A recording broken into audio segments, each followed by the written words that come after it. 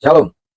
Haleluya. Galatia 3 ayat yang ketiga, adakah kamu sebodoh itu? Kamu telah memulai dengan roh, maukah kamu sekarang mengakhirinya di dalam daging? Ini bicara tentang spiritual journey, perjalanan rohani kita. Galatia 3 ayat 3 katakan bahwa kita sudah memulai dengan roh, adakah kita mau mengakhirinya dalam daging? Coba kita refleksi kembali ketika saat ini kita menghadapi mungkin ada banyak tantangan dalam kehidupan kita, khususnya dalam pelayanan. Ingat kembali bagaimana awal-awal kita mengalami perjumpaan dengan Tuhan dan menerima panggilan itu. Saya percaya hal-hal yang luar biasa terjadi dalam kehidupan kita. Jadi mari kita sama-sama renungkan yang pertama, kesadaran akan awal yang spiritual. Jadi awal hal-hal bagaimana kita mengalami perjumpaan dengan Tuhan, hal-hal yang rohani yang kita alami. Ya, mari kita ingat kembali ketika awal kita mengalami Roh Kudus, mengawali zaman Roh Kudus, pertobatan kita. Ya, awal bagaimana Tuhan pulihkan hidup kita. Saya percaya itu akan membangkitkan kita kembali untuk kita menghadapi apapun tantangan kita dalam pelayanan. Yang kedua, memang selama kita masih hidup dalam daging ini akan ada kecenderungan untuk kita melawan peperangan, melawan keduniawian gitu ya. Melawan bahkan dengan melakukan cara-cara dengan hal yang duniawi ya.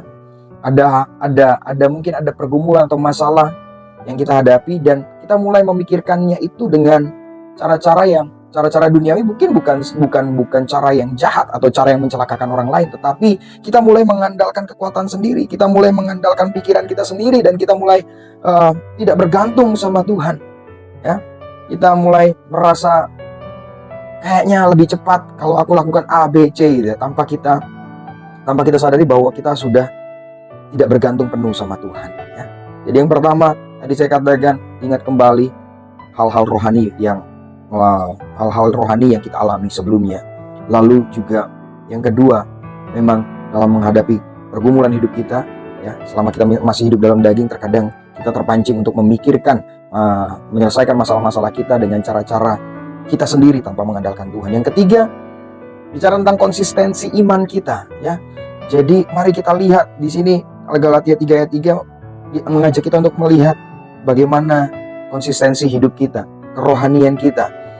Adakah kita mulai lebih cenderung ya berjalan atau lebih cenderung hidup dalam cara-cara di luar prinsip iman kita, tidak sesuai dengan prinsip Alkitabiah, kita berjalan sesuai dengan apa yang kita pikirkan atau orang lain pikirkan ya. Nah, ini yang harus menjadi perhatian bagi kita. Jadi konsistensi iman kita untuk kita tidak berkompromi ya. Kita harus tetap bertahan dalam iman ya, dalam setiap aspek hidup kita ya.